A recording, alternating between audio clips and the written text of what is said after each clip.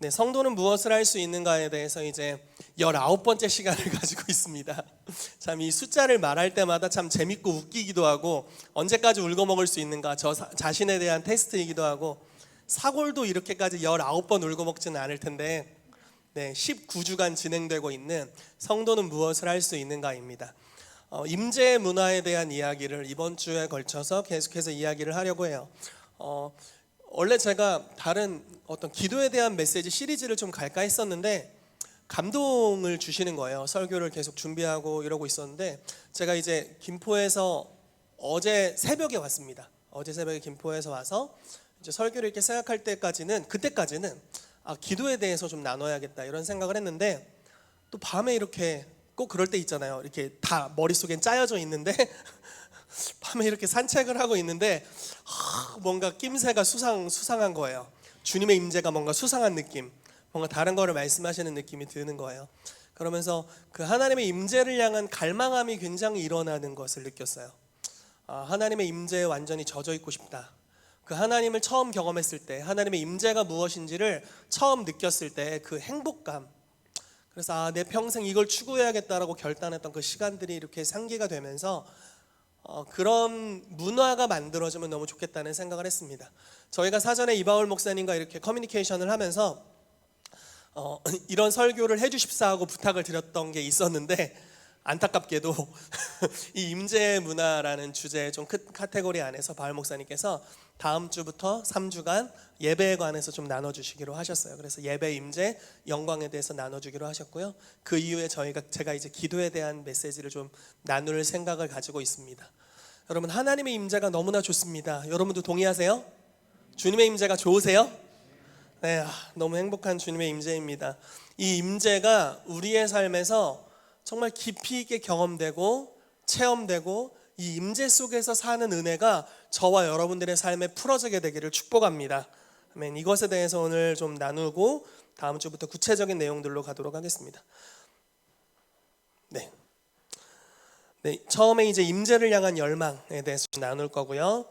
세 종류의 하나님의 임하시는 방식에 대해서 나누려고 합니다. 개인적으로, 공동체적으로 또는 도시와 나라적으로 하나님의 임재하시는 것에 대해서 나누도록 하겠습니다. 말씀을 한 구절 같이 읽으면서 시작을 할게요. 전도서 3장 11절 말씀입니다. 같이 읽어보겠습니다. 시작. 하나님이 모든 것을 지으시되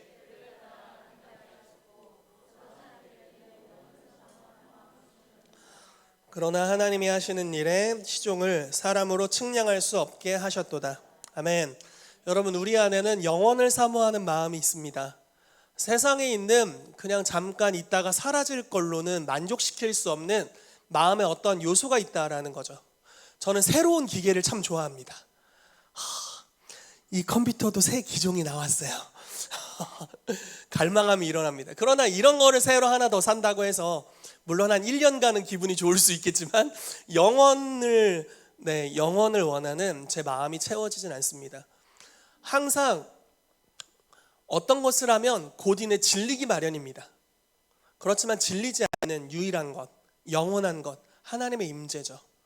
그것을 우리가 사모하고 있습니다. 제가 중학교 2학년 때 이제 그 중보기도에 대한 설교를 제가 다시 한번 이렇게 듣고 이러면서 이제 생각이 난 거예요. 옛날 기억들이. 중학교 2학년 때 이제 집에 가고 있었어요. 학교를 마치고 집에 가고 있었습니다. 근데 이제 공원들이 있잖아요. 이제 저희 아버지 어머니는 잘 모르셨을 텐데 공원들이 있으면 이렇게 공원을 다니면서 담배를 폈어요. 아까 다솔 전사님이랑 이야기를 나누는데 아니 목사님 그러셨어요? 뭐 약간 이런 질문을 하더라고요. 그러니까 우리 수아 팀장님이 제 설교를 많이 들었잖아요. 목사님 그랬어 뭐 이러면서 얘기를 해준. 이렇게 공원들을 다니면서 이게 담배를 피고 거기 있는 노래방들을 그냥 지나치지 못하고 가서 노래를 부르고 이렇게 당구장을 이렇게 거쳐서 집에 오는 길이 참 길었습니다. 그런데 이제 그렇게 지내다가 하루는 집으로 오는 길에 음성을 한번 들었어요. 희태가 네가 크리스찬인데 그렇게 살아서 되겠니? 이런 음성을 들었습니다.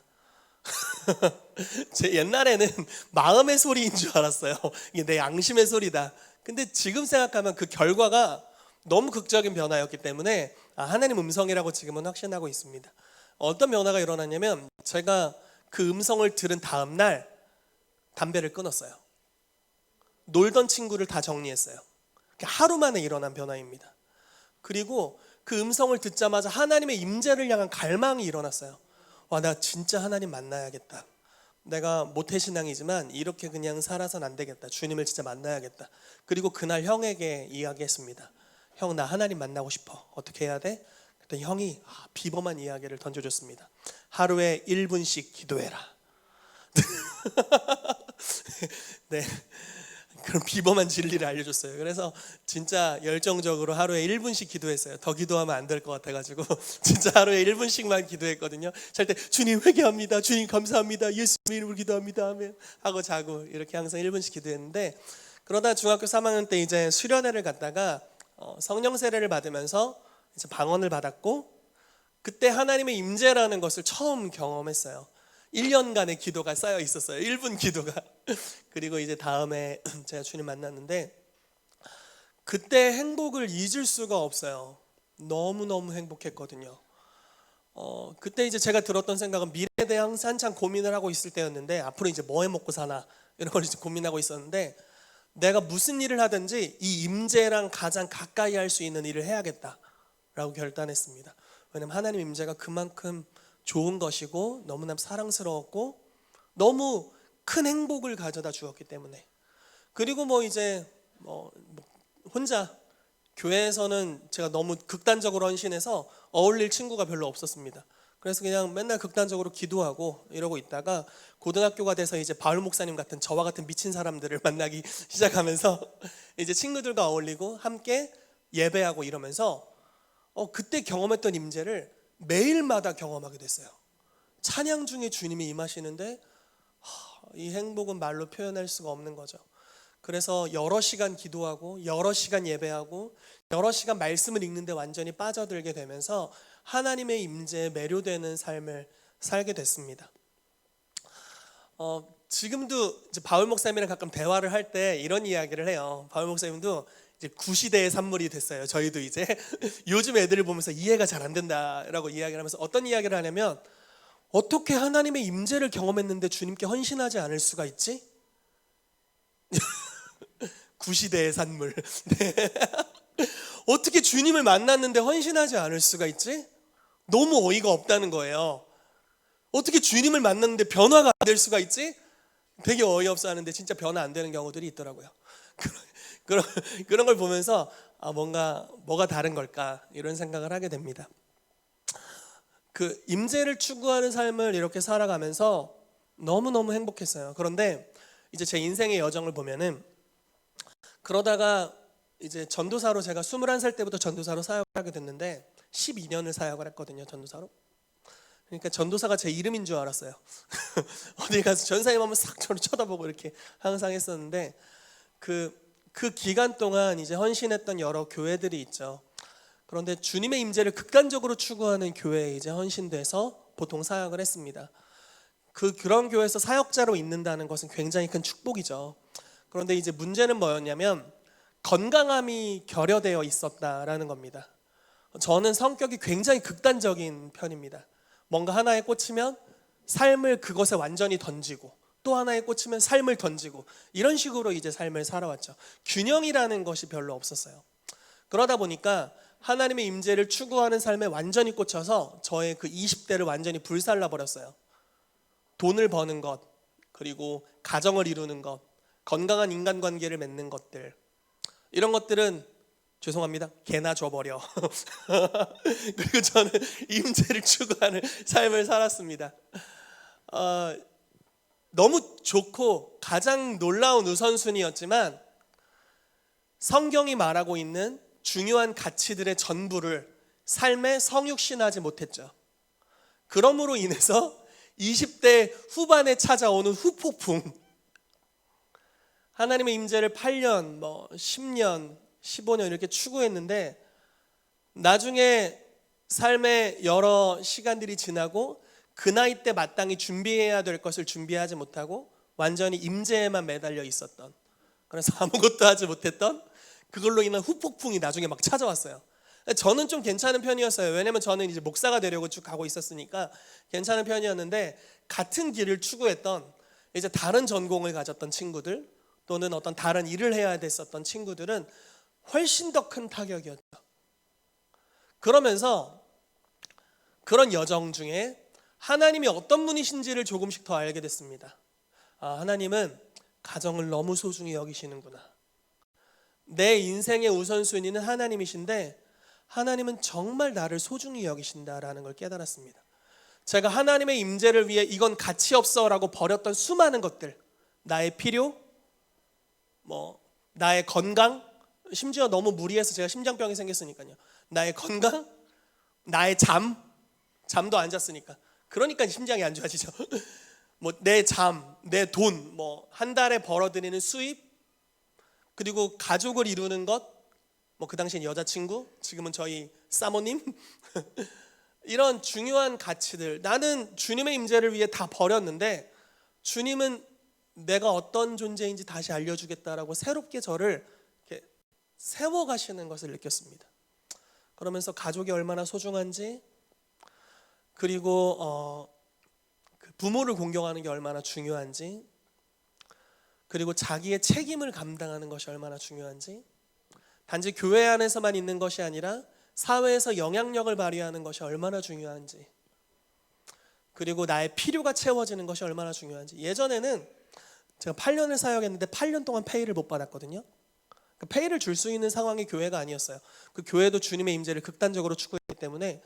그래서 저 같은 경우는 그래도 낫습니다. 아버지 카드 권세 제 용돈 플러스 아버지 카드 권세, 그리고 그걸로 조금 아빠한테 죄송할 때 엄마 카드 권세, 이렇게 해서 이렇게 1 플러스 2 이렇게 해가지고 저는 견딜만 했어요. 그리고 감사한 게 이제 제가 그 공익근무 요원 생활을 마치고 다시 학교로 복귀했을 때는 저희 아버지가 카드를 주시면서 네가 원하는 책을 다 사라고 이렇게 말씀해 주고, 우리 아버지 플렉스 이런 거 경험하면서 진짜 막 다 샀거든요. 제가 마음이 너무 부유해져가지고 막 제 친구 책까지 막 결제해주고, 막 너도 이거 꼭 봐야 돼 하면서 막 우리 아버지 이름으로 막 꼭 예수의 이름으로 뭔가를 나눠주듯이 제가 그렇게 했던 기억이 있습니다. 아버지도 다 아시겠죠? 네, 어쨌든 그런 시간을 보냈었는데, 근데 이제 그런 것들을 내려놓고 살았죠. 한 달에 얼마를 벌고 수입이 있고 저축을 하고 미래를 준비하고 이런 것들을 다 내려놨습니다. 그런데 주님께서 이런 것들이 중요하다라는 것을 다시 한번 알려주시고, 단지 하나님의 임재만을 추구하는 것에 더하여서 더 많은 귀한 요소들에 대해서 알려주셨어요. 그 속사람의 변화를 가르치다 보면 부모 공경이라는 파트가 있습니다. 그 파트에서의 가르침 중에 이런 내용이 있어요. 여러분, 오늘은 그냥 이런 설교라고 생각하시면 됩니다. 별책 부록 같은 설교라고 생각하시면 돼요. 다음 주부터 진짜가 우리 바울 목사님을 통해 나올 겁니다. 속사람의 변화에 부모 공경이라는 파트가 있는데 거기 이런 이야기가 나옵니다. 부모를 공경해야 땅에서 잘되고 장수한다. 그런데 어린아이들은 부모를 어떻게 하면 공경할 수 있는가? 사실 아이가 부모를 어떻게 공경하겠어요? 아이는 아무것도 모르는데요. 저 요한이에게 요한아, 아버지를 공경하라 하거라 이렇게 얘기한다고 아버님 일어나셨습니까? 제가 냉수라도 한 그릇 떠다 드리지요. 이렇게 할 수 없잖아요. 지금 어리니까. 그러니까 어떻게 해야 부모를 공경할 수 있는가? 근데 그 챕터에서 이야기하는 제목은 뭐냐면, 아이가 먼저 공경을 받을 때 공경하는 법을 배우게 된다. 자, 공경이라는 단어가 꼭 우더른에게 하는 느낌이잖아요. 영어로 하면 이제 존중이라는 단어로 우리가 표현할 수 있습니다. 즉, 부모를 존중할 때 복을 받는다. 부모를 아너할 때 복을 받는다라는 것인데, 자, 어떻게 하면 부모를 공경할 수 있는가? 자녀가 존중을 받을 때 부모를 존중할 수 있게 된다라는 것입니다. 저렇게 울고 있을 때 예배 시간에 어디서 울어? 하면 이제 저 아이는 이제 하나님을 존중하기가 어려워지는 거예요. 그러니까 아이의 선택권이 존중되고, 아이의 부르심이 존중되고, 아이의 필요가 존중되고, 지금 뭐가 필요해서 우는 거잖아요. 그럼 그 아이의 필요를 우리가 존중해주고 할 때 이 친구가 나중에 커서 부모님을 존중할 줄 알게 되고 하나님을 존중할 줄 알게 된다라는 것이죠. 근데 주님께서 놀랍게도 저의 삶을, 또 저희 교회를 이러한 순서로 인도해 가신다는 것을 요즘 느끼는 거예요. 우리는 하나님이 최우선순위라고 여기고 주님의 임재를 추구했어요. 내 모든 걸 다 버리고. 그러다 지쳐요. 한 10년 되니까 탈진이 찾아오더라고요. 근데 저희와 비슷한 흐름에 있었던 많은 교회들, 임재를 추구하고 심지어 24시간 365일 끊어지지 않는 예배와 기도를 추구했던 많은 교회들. 그런데 사람 숫자가 많지 않아요. 그래서 저희 같은 경우는 하루에 5시간 이상씩, 기본 멤버는 5시간 이상씩 기도를 해야 했어요. 그리고 나머지 모든 시간은 이제 디렉터가 다 채우는 거죠. 그런데 그렇게 하다가 주님이 어느 순간부터 이런 것들을 내려놓게 하시고 우리를 존중해 주시는 것을 느끼는 겁니다. 나는 너희를 사랑해. 나는 너의 필요를 알고 있어. 존중해. 네 마음의 소원에 나는 많은 관심이 있단다. 나는 너의 일을 축복하길 원해. 나는 네가 생각하는 것에 더하여 넘치도록 복을 주고 싶어. 너의 간구하는 소원, 네가 뭐 아파트에 살고 싶니? 그래, 그런 것들을 내가 축복하길 원해. 네가 너의 일에서 더 탁월함을 발휘하길 원하니? 그래, 내가 그걸 축복하길 원해. 너의 가족이 잘 됐으면 좋겠니? 그걸 내가 축복하고 싶어. 그러면서 계속해서 축복하시는 그 하나님의 완전한 사랑을 좀 더 경험하게 되는 거죠. 그러면서 다시 마음이 불릴 듯이 일어나는 거예요. 아, 주님의 임재가 너무 소중하다. 주님을 더 추구하고 싶다. 저나 바울 목사님이 이제 그런 극단적인 헌신을 하다, 우리 학기 전생 들었지만 극단적인 헌신을 하다가 탈진한 사람들의 특징이 있어요. 다시 헌신 이야기가 나오면 굉장히 부담스러워요. 막 트라우마가 생겨요. 바울 목사님, 이 비밀인데 바울 목사님은 5년간 기도를 안 했대요. 네, 예전에 섬기던 교회에서 나오고 5년이나? 목사가 5년 동안이나 기도를 안 했대요. 그게 후유증이죠. 예전에 정말 극단적으로 헌신하면서 기도하느라고 잠을 잘 못 잤던 어떤 형제가 있습니다. 지금 잠을 그렇게 많이 잔대요. 왜 그러겠어요? 그때 어떤 트라우마와 후유증입니다. 그러면서 이걸 느끼는 거예요. 건강하지 않은 삶에 세워진 우선순위는 결국은 나중에는 지켜지기 어렵다. 주님은 우리의 삶을 사랑하시고 건강하게 세워가길 원하시고 그런 여정 중에 하나님의 임재와 영광을 최고의 가치로 여기는 삶으로 서서히 자라가기를 기뻐하신다라는 것을 요즘 경험합니다. 여러분, 하나님의 임재, 하나님을 사랑하는 것, 첫 계명, 마음과 뜻과 성품을 다하여 주 너의 하나님을 사랑하라, 가장 중요합니다. 가장 중요하고 가장 기초적인데 가장 성숙한 자가 끝까지 할 수 있는 거예요. 이해되시나요? 무슨 말인지? 여러분, 구약의 수많은 사람들, 수많은 왕들, 그들이 율법을 몰랐습니까? 그들이 말씀을 몰랐나요? 그런데 보면은 다윗과 같이 첫 계명을 자기의 삶의 부르심으로 끝까지 가져간 왕이 별로 없어요. 처음에는 하나님의 말씀에 순복하였으나 나중엔 타락하였다. 이런 구절들도 몇 개 있고요. 처음부터 그렇지 않았고 마지막은 더 심했다. 이런 왕들도 좀 있습니다. 왜 이것이 어려울까요? 왜 이것을 지속해서 인생의 여정 중에 끝까지 행하지 못할까요? 저는 사랑받지 못했기 때문이라고 생각해요. 어느 날 예수님께서 한 바리새인의 집에 들어가셨습니다. 그리고 그 바리새인이 이런 사건이 있었어요. 바리새인의 집에 들어가셨는데 한 여인이 예수님 발에 무릎을 꿇고 그 여인이 자기의 눈물로 예수님의 발을 씻기고 기름을 부어서 예수님의 머리에 발라드리고 그러면서 울고 있는 장면을 봤어요. 그때 바리새인이 속으로 이렇게 생각합니다. 저가 선지자라면 이 여인이 무슨 죄를 지은 사람인지 알 텐데 끌끌끌 이랬어요. 근데 예수님께서 이제 그 시몬의 마음을 아시는 거죠. 지식의 말씀 은사를 통해 아시겠죠. 그렇게 말씀하시는 거예요. 시몬아, 너는, 자, 이 시몬은 베드로는 아닙니다. 그냥 바리새인 시몬이에요. 시몬아, 너는 내가 이 집에 들어왔을 때 손 씻을 물도 주지 않았고 내 머리에 감람류도 붓지 않았고 내 발을 씻기지도 않았다. 그렇지만 이 여인은 자기의 눈물로 나의 발을 씻겼고 자기의 모든 것을 판 그 향유를 가지고 내 머리에 부었다. 이렇게 이야기를 하면서 이렇게 얘기를 하는 거예요. 만약에 어떤 빚진 자가 있는데 100데나리온 빚진 자가 있고 1만 달란트 빚진 자가 있는데 주인이 둘 다 탕감해 주었다면 누가 더 주인을 사랑하겠냐? 많이 탕감받은 자입니다. 그래, 이 여인은 많이 용서받았으므로, 다른 말로 해서 많이 사랑받았으므로 나를 더 많이 사랑한다, 이렇게 말씀하시죠. 자, 이것이 사랑할 수 있는 비결이었습니다. 한국 교회는 저처럼 좀 극단적이었던 것 같아요. 그래서 이전 세대가 목사님들이 극단적으로 하나님의 임재를 추구합니다. 이것도 그나마 다행이에요. 왜냐하면 그냥 종교성으로 헌신하는 케이스도 많으니까요.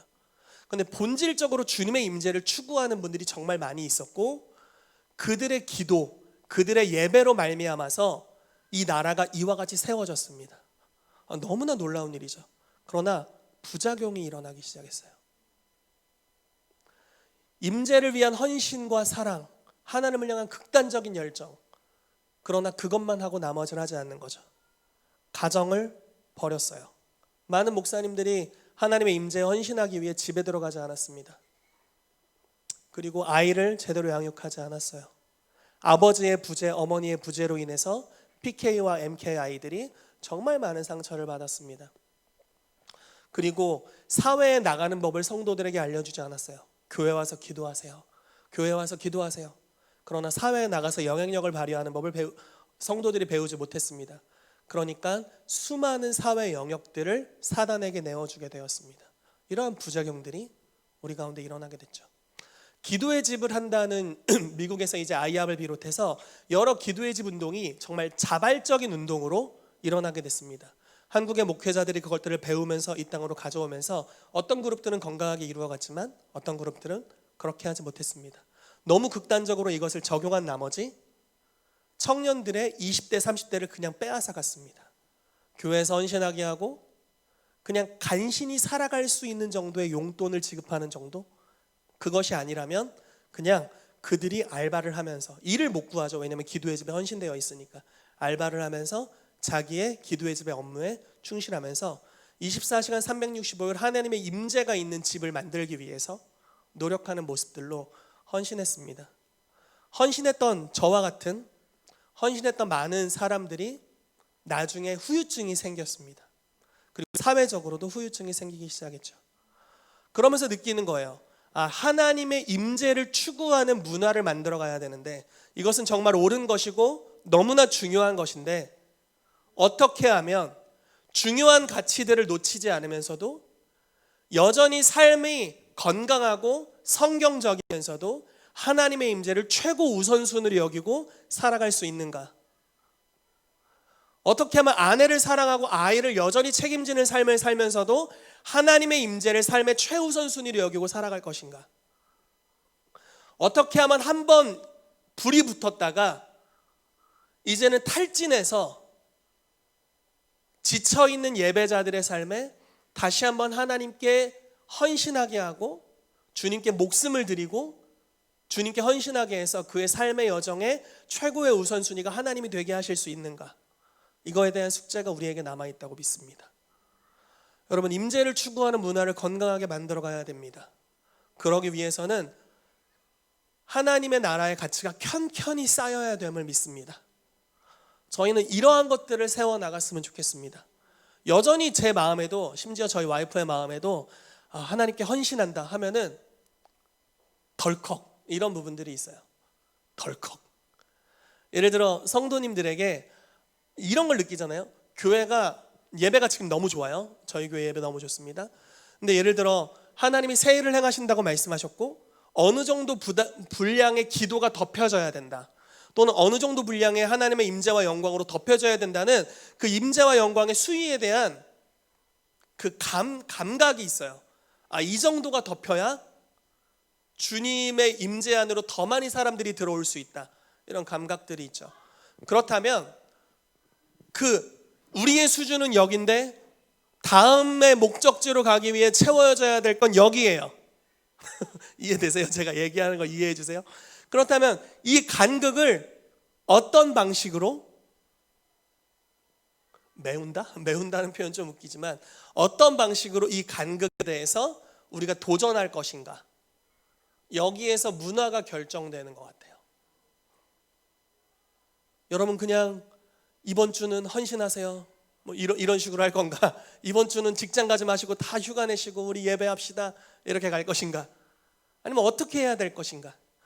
제가 지난번에 윤수영 교수님 이제 저희 교회 오셔서 설교해 주시고 뒤에서 이제 저희가 많은 대화를 했거든요. 사실 가시기가 아쉬울 정도로 정말 많은 대화를 했는데 이런 이야기를 하시는 거예요. 자기가 미국 교회에서 이제 사역을 하고 했을 때는 하나님의 임재가 너무 좋은 거예요.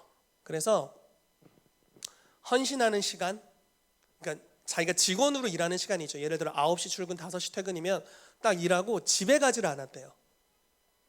그리고 열심히 교회에서 기도하고 예배하고 밤늦게까지, 그리고 아침에 일찍 출근하고, 그게 너무너무나 행복했다라고 이야기를 하는 거예요. 근데 이제 바울 목사님이 이런 얘기를 하는 거예요. 한국 교회는, 대부분의 성장하는 교회는 대기업 시스템입니다. 9시 출근해서 5시 퇴근이 아니라 새벽에 출근해서 새벽에 퇴근합니다. 진짜 그렇거든요. 새벽에 출근하고 새벽에 퇴근해요. 삶이 없죠. 그게 당연한 거고 사역자에게 주어진 당연한 삶이고, 사역자는 성도들에게 또 그러한 헌신의 삶을 요구하고, 그러다 보니까 자발성이라는 게 없어지죠. 잠을 못 자는 거죠. 그리고 가정을 돌볼 시간이 없어집니다. 그 세대는 하나님의 임재를 향해 갈망하면서 갔을지 모르겠지만 다음 세대부터는 다 망가지게 되죠. 부모가 없었으니까, 나를 돌봐줄 사람이 없는 상태로 하나님께 부모를 빼앗겼으니까요. 문제들이 생기기 시작합니다. 여러분, 이러한 질서가 바르게 세워지기를 정말 축복합니다. 저희 교회 안에서 물론 이곳에 다 하나님의 임재를 사랑하는 사람들이 모여 있는 줄 믿어요. 여러분들이 예배드리는 모습만 봐도 그렇습니다. 막 이렇게 하고 와 고함 소리가 들리고 임재 안에서 몸을 흔들고 또 춤을 추고 박수를 치고 손을 들어서 하나님의 임재를 환영하고 너무너무 감사하고 좋죠. 그런데 여러분, 이거보다 더 나아갈 수 있습니다. 우리가 모든 시간에 이것을 경험할 수 있고 모든 시간에 임재에 빠져 살 수 있습니다. 그런데 그것이 건강함 가운데서 이루어져야 됩니다. 이러한 은혜가 이 교회에 채워지기를 예수 그리스도의 이름으로 축복합니다. 아멘. 아멘. 가보도록 하시죠. 자, 시편 27편 4절 말씀입니다. 읽어볼게요. 시작. 내가 여호와께 바라는 한 가지 일,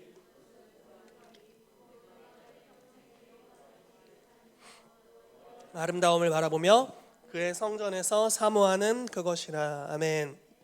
자, 다윗의 소원도 이것이었습니다. 하나님의 임재 안에 거하면서 성전에서 사모하는 그것을 추구했던 것을 우리가 볼 수 있습니다. 자, 우리가 그 하나님의 임재에 대한 여러 약속들을 살펴보면서 이것을 건강하게 세워나가는 문화 가운데로 들어가기를 축복합니다. 자, 첫 번째로 개인적인 임재입니다. 마태복음 1장 23절의 약속의 말씀을 같이 읽어보겠습니다. 시작. 보라, 처녀가 잉태하여 아들을 낳을 것이요 그의 이름을 임마누엘이라 하리라 하셨으니 이를 번역한즉 하나님이 우리와 함께 계시다 함이라. 아멘. 여러분, 하나님이 여러분들과 함께 하십니다. 그리고 그 하나님은 감각할 수 있는 하나님이십니다. 아멘. 히브리서 5장 말씀에 장성한 자들은 지각을 사용함으로 선악을 분별한다라고 이야기하고 있어요. 즉, 성숙한 사람들은 오감을 사용해서 주님을 느낄 수 있다라는 것입니다.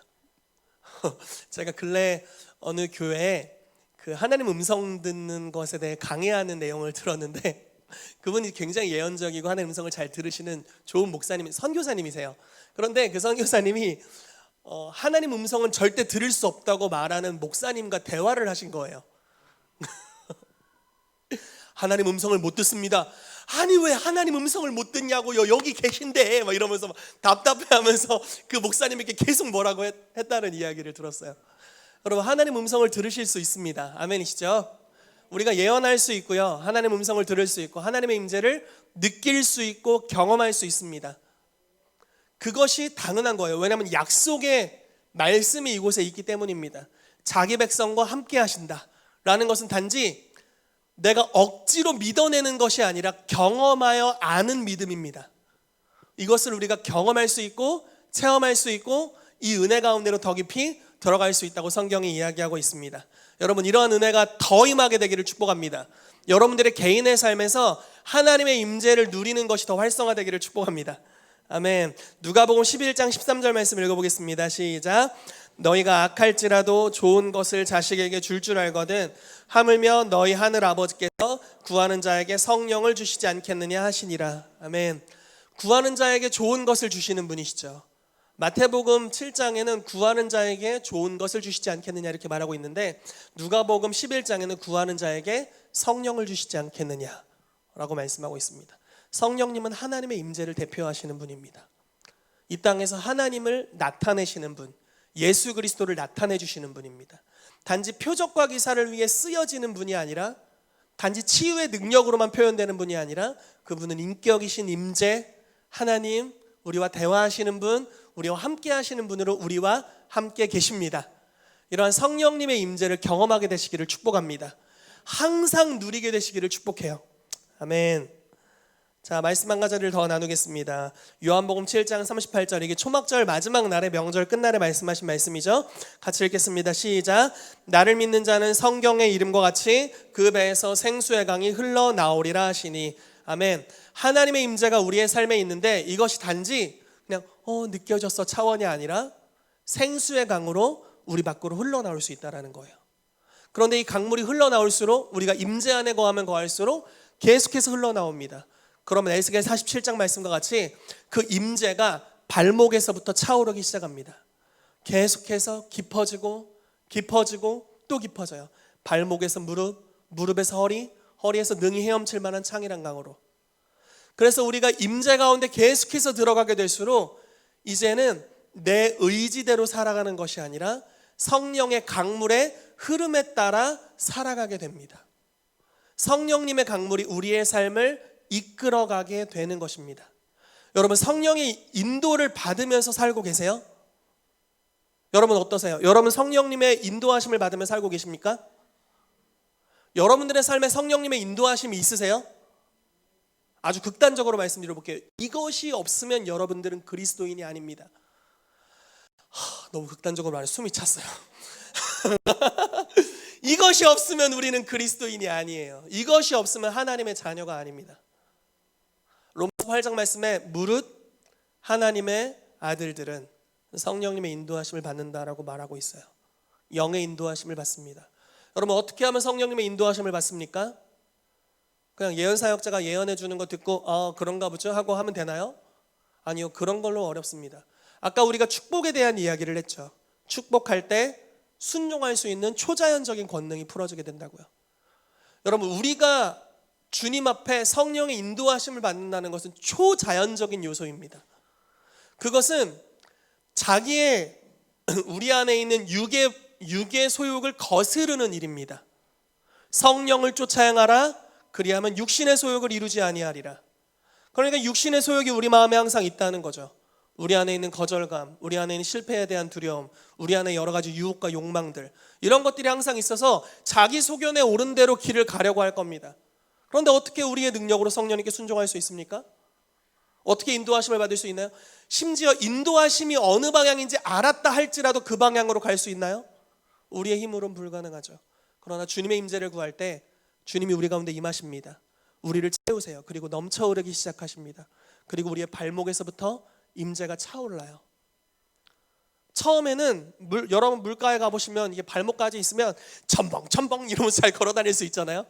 근데 이제 무릎까지 차오르면 슬슬 부담스럽기 시작합니다.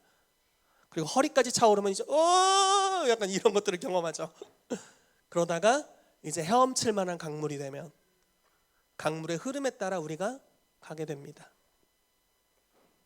그 영역까지 우리가 나아가야 될 줄로 믿습니다. 창이란 강물이 될 때까지 임재에 젖어 계십시오. 왜냐하면 우리의 삶에 열매 맺는 것은 지식으로 오는 것이 아닙니다. 우리의 삶에 열매 맺는 것은 똑똑해서 오는 게 아니고 지위로 오는 게 아닙니다. 우리의 삶에 하나님의 열매를 맺는 것은, 성령의 열매를 맺는 것은 성령의 인도하심을 따라가는 것으로 맺게 되고, 그것은 결국 임재 싸움입니다. 하나님의 임재에 거하게 될 때 성령님의 인도하심을 받게 될 것입니다. 그리고 성령의 열매를 맺게 될 것이고, 이 같은 것은 금지할 법이 없습니다. 아멘. 여러분들이 성령의 인도하심을 받으면 여러분들의 삶에 열매 맺는 것을 누구도 금지할 수가 없습니다. 왜냐하면 주님의 초자연적인 힘으로부터 이끄심을 받기 때문이죠. 우리 가운데 이러한 개인적인 임재가 모두에게 풀어지게 되기를 축복합니다. 아멘. 하나님의 임재를 사랑하게 되시기를 축복합니다. 아멘. 자, 공동체적인 임재입니다. 이것은 좀 더 다른 요소인데요. 마태복음 18장 18절에서 20절까지 같이 읽어볼게요. 시작. 진실로 너희에게 이르노니 무엇인지 너희가 땅에서 매면 하늘에서도 매일 것이요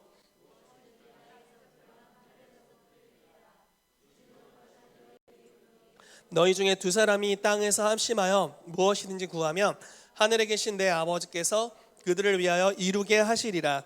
두세 사람이 내 이름으로 모인 곳에는 나도 그들 중에 있느니라. 아멘. 여러분, 이것은 좀 더 다른 임재, 하나님의 임재의 방식입니다. 개인으로는 결코 이룰 수 없는 하나님의 임재가 있어요. 내가 기도를 잠 안 자고 10년 동안 한다고 나타날 수 없는 임재가 바로 이런 임재입니다. 오직 공동체에서만 경험할 수 있는 주님의 임재, 그들 중에 계신 하나님의 임재가 있습니다. 여러분, 우리가 이러한 것을 경험해야 합니다. 개인의 영성으로는 결코 경험할 수 없는, 우리가 공동체로 존재할 때, 서로 교제하고 주의 이름으로 모여 있을 때, 주의 이름으로 함께 예배할 때뿐만 아니라 주의 이름으로 기도할 때, 주의 이름으로 교제할 때, 주의 이름으로 식사할 때, 주의 이름으로 함께할 때, 어느 때에든지 주님이 그들 중에 계신 주의 임재를 나타내십니다. 이것은 개인으로서는 결코 경험할 수 없는 것입니다. 이것은 공동체에게 주신 유업입니다. 여러분, 우리가 그러한 것들을 경험하게 되기를 축복합니다. 저는 저희 교회가 참 좋습니다. 뜬금없는 사랑 고백인데 저희 교회가 참 좋습니다. 언제든지 제가 힘들어질 때 붙잡아 줄 수 있는 지체들이 있고 또 함께해 줄 수 있는 지체들이 있다는 것이 너무 좋습니다. 주일 예배를 드릴 때마다 오히려 마음이 더 이렇게 긴장되지 않는 것 같아요. 더 풀어지고, 왜냐하면 팀이 있다라는 것이, 처음에 우리 수아 팀장님이 나와서 와 하면서 기도를 인도해 주시면 저 친구가 영계를 뚫어주고 있구나. 발 목사님 와서 예배를 인도해 주시고 하면 주님의 영광이 오고 너무너무 행복하고, 그럼 진짜 다 차려놓은 밥상에 숟가락을 들어서 열심히 퍼먹는 느낌의 그런 설교를 제가 하고는 하는데, 이게 바로 공동체 가운데 임재하시는 주의 임재죠. 주일 예배 때 저희가 그것을 경험하고 있지만 이것만으로 끝이 아닙니다. 정말 풍성하게 많은 것들이 준비되어 있습니다. 여러분, 만약에 우리가 모일 때 성령님이 임하실 수 있다고 믿는다면, 제가 지난주에 말씀을 나눴죠. 일터에서 교회로 기능하기, 뭐 이런 챕터로 나눴던 것 같은데, 교회의 스위치를 언제든지 켤 수 있다면 우리는 우리 중에 임재하시는 주님의 임재를 경험할 수 있고, 이 임재를 누릴 수 있고, 아주 극단적으로 이야기해서 이 임재와 동역하고 임재를 사용할 수 있습니다. 자, 예를 들어 볼게요. 우리가 함께 예배할 때 주님의 임재와 영광이 옵니다. 이것은 우리의 삶에 놀라운 채워짐을 가져옵니다. 마음을 채워주실 뿐만 아니라 주님의 얼굴을 구할 때 주님은 주님을 찾는 자들에게 상 주시는 이시죠. 그래서 여러 가지 임재로부터 오는 축복들이 쏟아부어집니다. 그런데 그 임재로부터 오는 축복들이 무엇인지를 우리가 안다면 그것을 충분히 받을 수가 있습니다. 제가 계속 생각나는 어떤 지금 이야기가 있는데, 로버트 하이들러가 쓴 메시아닉 교회라는 책이 있어요. 그 책에 초대교회에 대한 묘사가 나오는데, 근래에 그거를 이렇게 다시 한번 봤는데 너무 재밌더라고요. 이런 이야기가 나옵니다. 이제 AD 90년 로마의 한 가정교회로 들어가는 거예요. 그래서 이제 교회인 줄 알고 딱 들어갔는데 가정집이에요. 마당이 넓은 집이었습니다. 그곳에 갔더니 뭐 풍하고 울리고 있어요. 근데 이게 예배인가? 근데 자세히 가사를 들어보니까 예배예요. 현대 음악을 가지고, 그 당시 음악을 가지고 노래하는, 여러 가지 악기로 노래하는, 그리고 사람들이 손을 잡고 빙글빙글 돌면서 춤을 추면서 하나님을 예배하는 모임입니다. 그렇게 예배를 충분히 하다가 갑자기 예배가 딱 그쳐지고, 그러니까 찬양이 그쳐지고 식사가 갑자기 나오게 됩니다. 저 먹거리가 이제 나오게 돼요. 그래서 먹거리를 먹으면서 서로 교제를 하고 대화를 나눕니다. 요즘 형제님의 삶은 어떻습니까? 자매님의 삶은 어떻습니까? 하나님께서 당신의 삶에 요즘 어떤 일을 행하고 계십니까? 하면서 이제 간증하는 시간들을 갖는 거죠. 그렇게 간증을 식사 가운데 나누는데도 주님의 임재가 있죠. 그리고 이제 사도로부터 온 편지를 읽습니다. 예를 들어 바울로부터 왔다든지 요한으로부터 왔다든지 그들의 이야기를 그들이 전해준 교회가 이렇게 해야 된다는 이야기를 서로 나누면서 그 이야기를 듣습니다. 그리고 나서 식사를 다 한 후에 더 깊은 경배로 들어가는 시간을 가집니다. 그래서 주님을 예배하고 경배합니다. 그런데 아까와는 좀 더 다른, 좀 더 무거운, 그리고 아주 중압감이 느껴지는 하나님의 임재가 내려오기 시작합니다. 곳곳에서 사람들이 흐느끼기 시작하고 땅바닥에 주저앉아서 주님을 예배하고 손을 높이 들며 경배하는 모습들이 보입니다. 그렇게 주님께서 역사하고 있을 때 한 사람이 일어나서 방언을 갑자기 합니다. 그랬더니 다른 사람이 일어나서 그 방언을 통역하면서 교회에게 메시지를 예언적으로 전달합니다. 그리고 어떤 사람이 일어나서 지금 제가 이러한 성경 구절들이 생각납니다 라고 말하면서 그 성경 구절에 대해서 이야기하고 짧은 가르침의 말씀들을 나눕니다. 그리고 그 계시적으로 전달된 말씀에 성도들이 은혜를 받습니다. 그리고 임재 안에서 어떤 사람들은 예언을 하고 또 지식의 말씀을 가지고 치유를 선포하고 있습니다. 그랬더니 거기 있는 많은 사람들이 치유를 받습니다. 그날 처음 온 새가족이라고 여겨지는 어떤 불신자 가정이 한 그룹이 있었습니다. 그들을 이제 인도한 자가 쭉 앞으로 데리고 나왔습니다. 그 집에 문제가 있었는데 뭐였냐면 딸이 눈이 안 보이는 거였어요. 그래서 모든 성도가 다 손을 얹고 장로들이 그분들에게 기름을 바르면서 기도해 줍니다. 그리고 그 아이가 곧 이내 치유됩니다. 그리고 가족이 즉시로 예수 그리스도를 영접하게 됩니다. 이게 초대교회에 있었던 아주 자연스러운 대부분의 가정교회의 모습이었다 라고 메시아닉 교회에서 이야기를 하는 그런 장면이 있었습니다. 이 이야기가 갑자기 생각이 나네요. 여러분, 이게 공동체 가운데 임재하시는 주님의 임재라고 믿어요.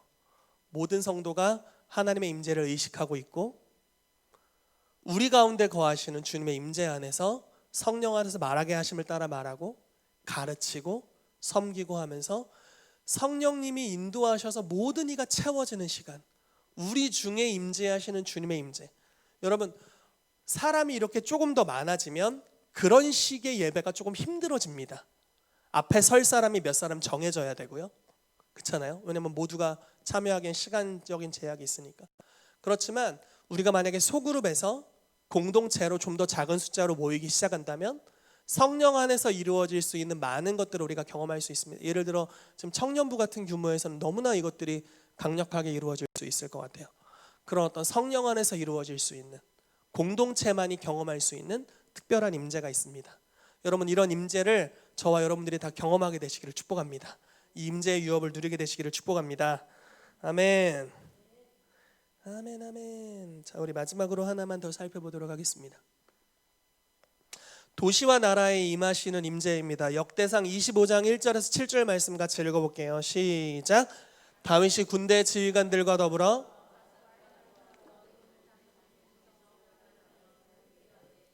수금과 비파와 재금을 잡아 신령한 노래를 하게 하였으니 그 직무대로 일하는 자의 수요는 이러하니라. 아삽의 아들들은 삭굴과 요셉과 느다냐와 아사렐라니, 이 아삽의 아들들이 아삽의 지휘 아래 왕의 명령을 따라 신령한 노래를 하며 여두둔에게 이르러서는 그의 아들들 그달리아와 스리와 여사야와 시므이와 하사랴와 마따디야 6사람이니 그의 아버지 여두둔의 지휘 아래 수금을 잡아 신령한 노래를 하며 여호와께 감사하며 찬양하며 해만하게 이르러는 그의 아들들 붓기야와 마따냐와 우시엘과 스브엘과 여리목과 하나냐와 하나니와 엘리아다와 깃달디와 로맘디에셀과 요스브가사와 말로디와 호딜과 마시옷이라. 이는 다 헤만의 아들들이니 나팔을 부는 자들이며 헤만은 하나님의 말씀을 가진 왕의 선견자라. 하나님이 헤만에게 14아들과 3딸을 주셨더라.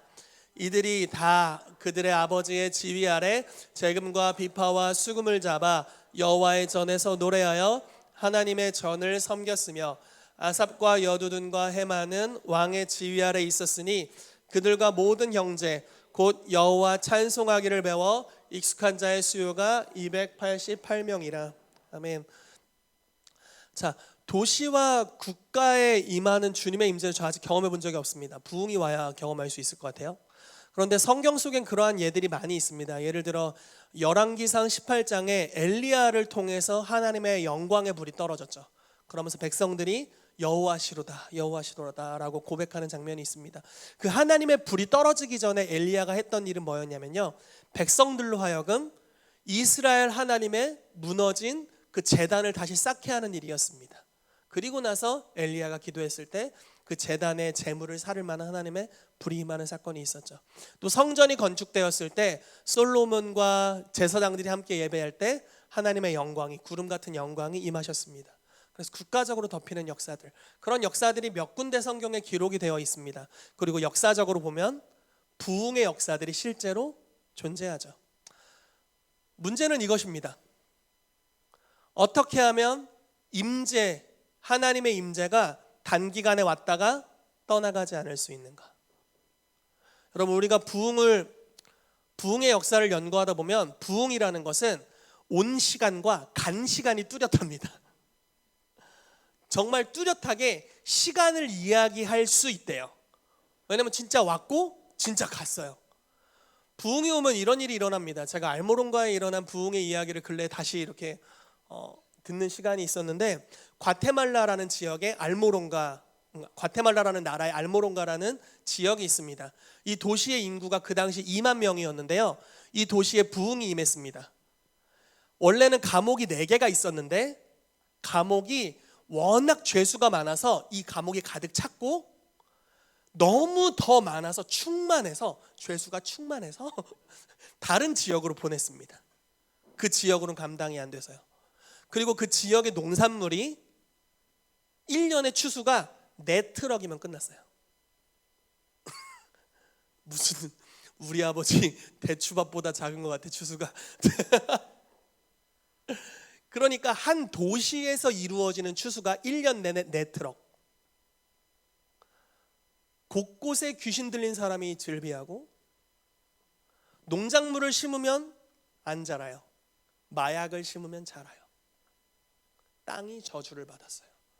근데 어찌됐건 뭐 다 거두절미하고, 그 지역에 한 목사님이 회심하고 이제 그 지역을 이제 거닐고 있었는데, 하루는 이렇게 걸어가는데 저쪽 반대편에서 약간 귀신 들려 보이는, 눈을 보니까 귀신 들려 있는 거예요.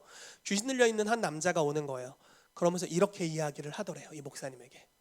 나는 이 도시를 너에게 넘겨주지 않을 거야. 이 도시는 내 거야. 이렇게 하더래요.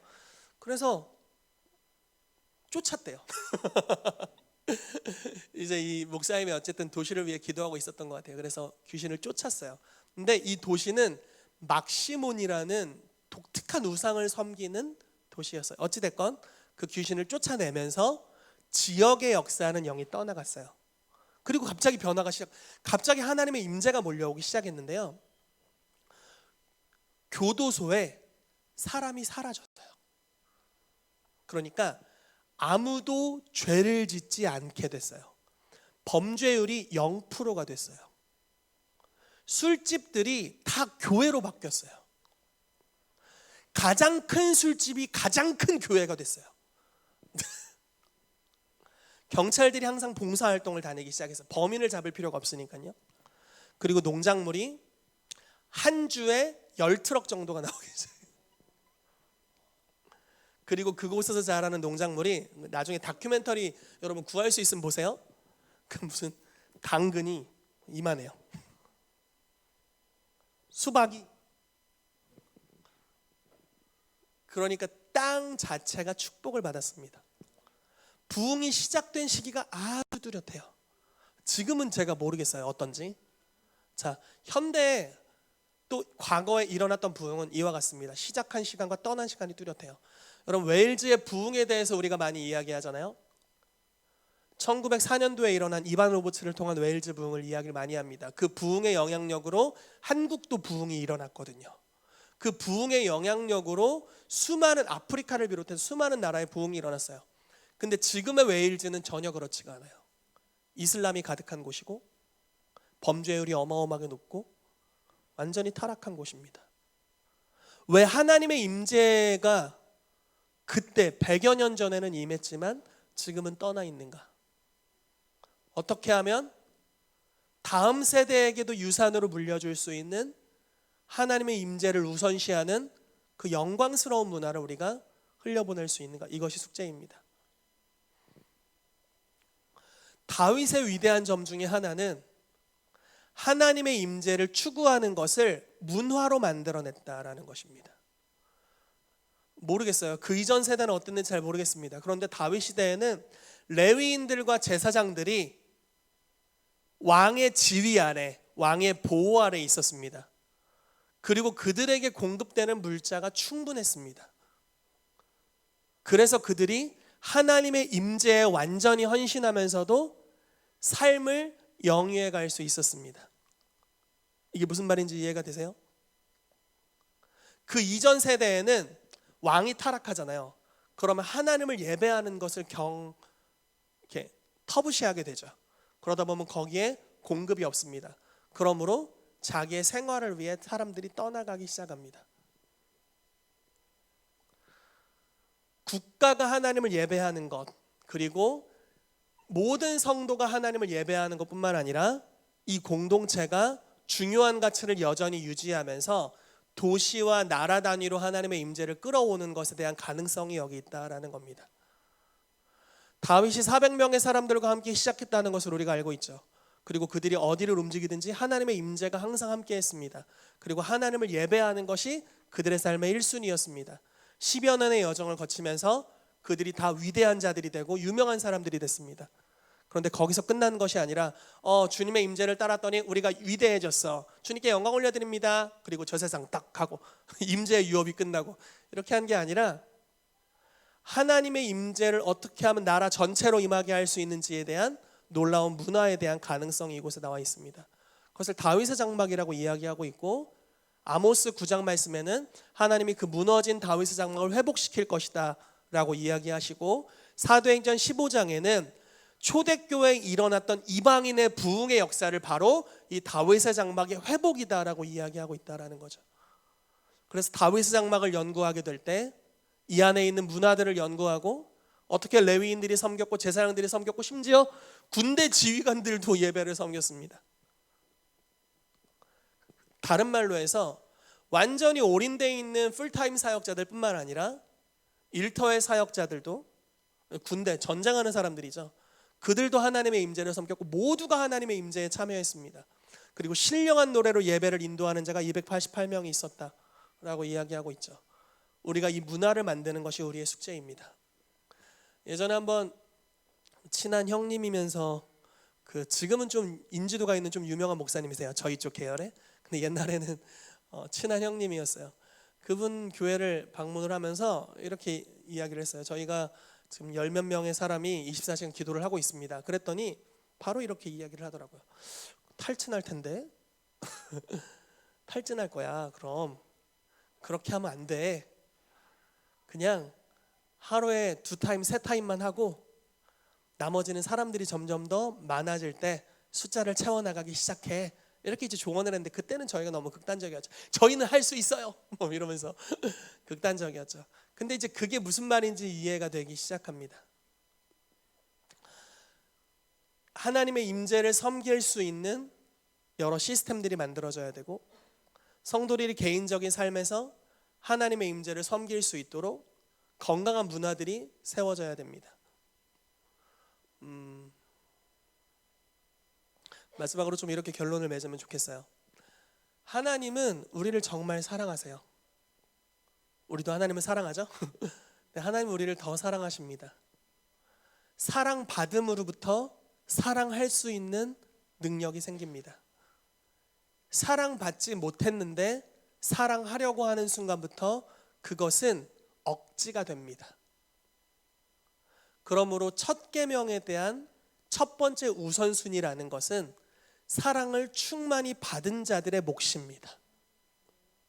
그것은 100% 자원함의 산물이고 100% 하나님을 연인으로 하는 즐거움을 아는 자들의 산물입니다.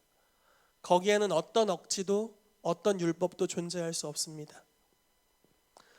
이 교회를 향해 축복하는 것은 하나님의 임재가 여러분들의 최고의 우선순위가 되기까지 충분한 존중과 사랑을 받게 되시기를 축복합니다. 아멘. 그리고 결국 궁극적으로 우리의 삶의 모든 것이 하나님의 영광을 위한 것이 되시기를 예수 그리스도의 이름으로 축복합니다. 우리가 그와 같은 믿음의 여정을 걸어가기 시작할 때 주님께서 우리의 삶에 하나하나를 켠켠이 쌓아가실 줄로 믿습니다.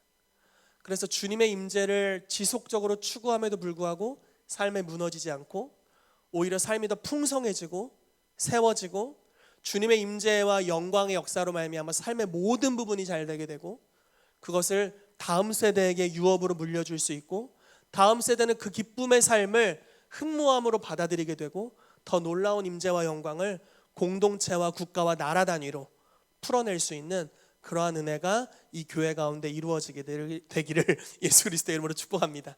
여러분, 그러한 문화가 풀어지도록 우리가 함께 이 시즌에, 이 임재의 문화가 풀어지는 시즌에 같이 기도해 주시기를 바라고요. 같이 하나님의 임재를 추구하게 되기를 예수 이름으로 축복합니다. 같이 기도하도록 하겠습니다.